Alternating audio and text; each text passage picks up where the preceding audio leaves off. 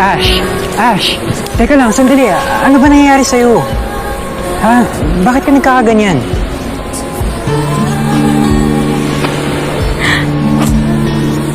Ano? May feelings ka pa rin ba kay Zef?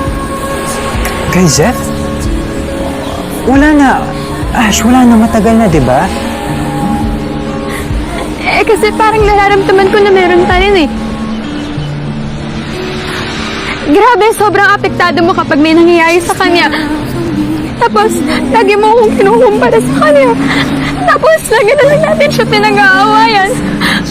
Alam mo, parang nakikita ko minsan na best friend mo pa lang rin ako. Bakit? Ash! Ash, hindi. Sorry.